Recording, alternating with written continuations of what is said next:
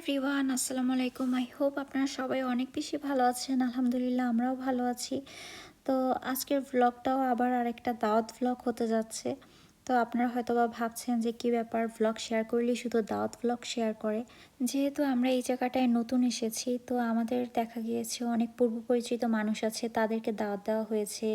আবার আমাদের বাসার আশেপাশে অনেক বাঙালি ফ্যামিলি আছে, তাদের সাথেও আমাদের ভালো একটা সম্পর্ক হয়েছে, তাদেরকে দাওয়াত দেওয়া হয়েছে। তো এভাবে ভাগে ভাগে দাওয়াত দেওয়ার কারণে শুধুমাত্র দাওয়াত ভ্লগগুলাই শেয়ার করা হচ্ছে। তো আজকে যাদেরকে দাওয়াত দিয়েছি তারা হচ্ছে আমার হাজব্যান্ডের কলিগরা। তো ওনারা আসবে, সেজন্য আমরা আগের দিন থেকে রান্নাবান্না স্টার্ট করে দিয়েছি। আর এই যে মিষ্টি কুমড়াটা এখন যেটা আমার হাজব্যান্ড কাটছে, এটা নিয়ে একটা বেশ মজার কাহিনী। সেটা হচ্ছে, যখন এই মিষ্টি কুমড়াটা কিনেছে তখন কোরিয়ানরা দেখে বলছিল যে এই মিষ্টি কুমড়াটা কেন কিনছো, এটা তো খেতে পারবে না, এটা খেতে মজা না। তো আমার হাজব্যান্ড তারপরও এটাকে কিনে নিয়ে এসেছে, কারণ বিষয় হচ্ছে কি, কোরিয়ানদের যে রান্নাবান্না, ওদের রান্নাবান্নার সাথে তো আর আমাদের রান্নাবান্না এক হবে না। আমরা যেমন বাঙালি, পাকিস্তানি, ইন্ডিয়ানরা আমরা যে পরিমাণ মশলা ইউজ করি, আমরা যে যে কোনো খাবার এমনিতেই মজা বানিয়ে ফেলতে পারি মশলা ইউজ করে। তো আমার হাজব্যান্ড বলছিল যে এটা আমি রান্না করব আর এটা আমি তোমাদেরকে খাওয়াবো, তোমরা দেখবা যে কেমন মজা হয়।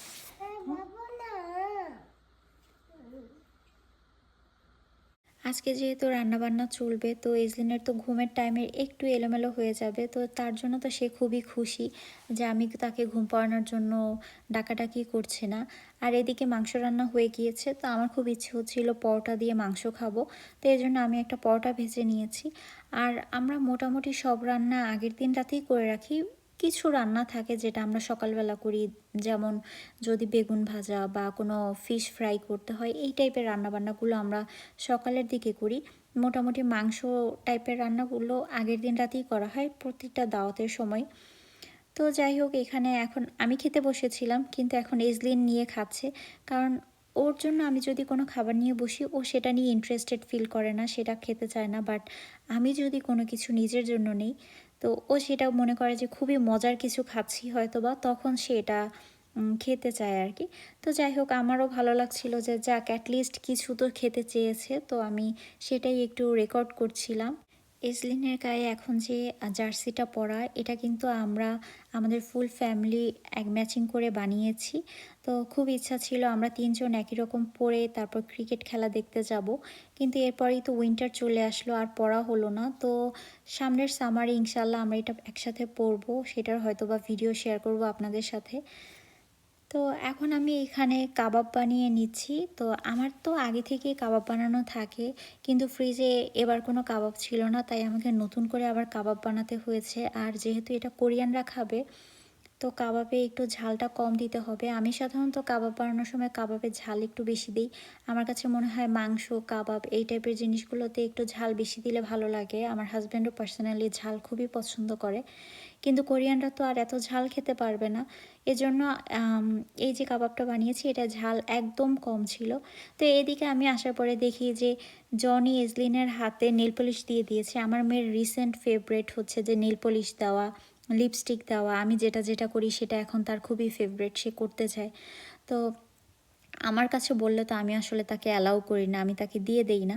তো তার এই সব কিছু আবদার করার জন্য তার পাপা অ্যান্ড আমার হাজব্যান্ডকে মানে শুধু বলতে দেরি যে পাপা এটা আমি করতে চাই, আমার হাজব্যান্ড সাথে সাথে সেই কাজটা করা শুরু করবে। আর আমাকে বলবে যে থাক, একবারই তো, একবারই তো। বাট এই জিনিসগুলো যে একবার হয় না, এটা আসলে বোঝে না। যাই হোক, ছোট বাচ্চা, ও তো আবদারের কোনো না কোনো জায়গা থাকবেই। আমরা যেহেতু বিদেশে থাকি, এত দূরে থাকি, এখানে তো নানা নানি দাদা দাদি পায় না যে তাদের কাছে আবদার করবে। আমি বা আমার হাজব্যান্ড, আমাদের কারো না কারো কাছ থেকে ওর আবদারটা পূরণ হতে হবে, এটাও বুঝি। তো এটা পরের দিন সকালবেলার ক্লিপ। তো আমি এখানে হলো সালাদগুলো কেটে নিচ্ছিলাম, আর এদিকে আমার হাজব্যান্ড আর আমি মিলে আমরা হলো মাছটাকে ভেজে নিচ্ছি। আর আমি বাসা ক্লিন করে ফেলেছি, বেডশিটগুলো সব কিছু দিয়ে বেড রেডি করে ফেলেছি, মানে অলমোস্ট বাসা গোছগাছ সব কিছু রেডি। এখন আমি জাস্ট মাছগুলো ভেজে তারপর হলো টেবিলটাকে সেট করব। আর এখন আপনারা এই ক্লিপটা দেখলে খুবই অবাক হবেন, আর আপনারা বুঝতে পারবেন যে আমার এই ভিডিওটা আসলে কোন সময়ের। আর এটাও বুঝবেন যে আমি কি পরিমাণ অলস ভিডিও দেওয়ার ক্ষেত্রে। এই যে এখন আমার ড্রয়িং রুম থেকে যে ভিউটা দেখা যাচ্ছে, এই পাহাড়টা দেখে তো অ্যাটলিস্ট এটুকু আইডিয়া করতে পারছেন যে এই টাইমটা ছিল অটাম টাইম। মানে আমার এই দাওয়াতটা অটামের সময়ে ছিল, আর সেটা আমি এখন আপলোড দিচ্ছি উইন্টারে। মানে একদম বছর শেষ হওয়ার আগ মুহূর্তে আমি ভিডিওগুলো আপলোড দিচ্ছি, যাতে করে নতুন বছরে গিয়ে পুরনো ভিডিওগুলো আপলোড দিতে না হয়, এই আর কি। তো এখন আমাদের লাস্ট স্টেপে আমি এখানে পরোটা ভেজে নিচ্ছি। আমাদের গ্রিলের সাথে আমরা পরোটা সার্ভ করব। আর আমি এখানে টেবিল সেট আপও করে ফেলেছি, সব অলমোস্ট ডান। আর গেস্টরাও অলরেডি আসা শুরু করেছে। তো এখানে সব কিছু যেহেতু সেট, আমরা পরোটা করেছিলাম, গ্রিল ছিল, দেন হরিণের মাংস ছিল, গরুর মাংস ছিল, তো সব কিছু এখানে ছিল আর কি। আর যেহেতু এই খাবারগুলো কোরিয়ানরা অনেক বেশি পছন্দ করে, স্পেশালি জনির কলিগরা অনেক বেশি পছন্দ করে, তো আমরা যে কারণে মেনুটা আমাদের বাঙালিয়ানাই রেখেছি। আর তাদেরকে সব কিছুই এক্সপ্লেন করতে হয়, যেহেতু তারা এই খাবারটা সম্পর্কে জানে না যে এটা কী খাবার, কী না কি।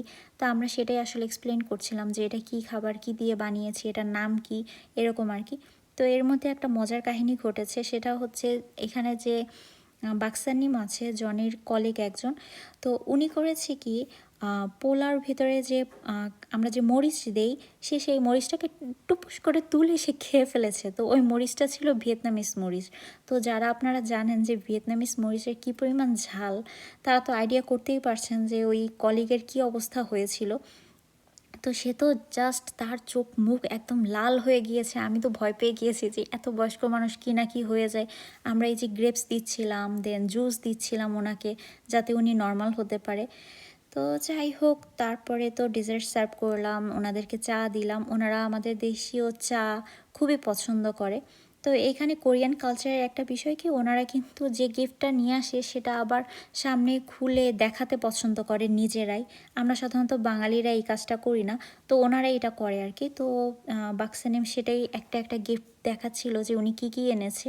আজকের ভিডিওটা এই পর্যন্তই, দেখা হবে পরের ভিডিওতে। আর নতুন বছর শুরুর আগে বাকি ভিডিওগুলো আপলোড দেওয়ার ট্রাই করব। তো আমাদের সবার জন্য অনেক বেশি দোয়া করবেন। সবাইকে নতুন বছরের অনেক অনেক শুভেচ্ছা। Bye bye.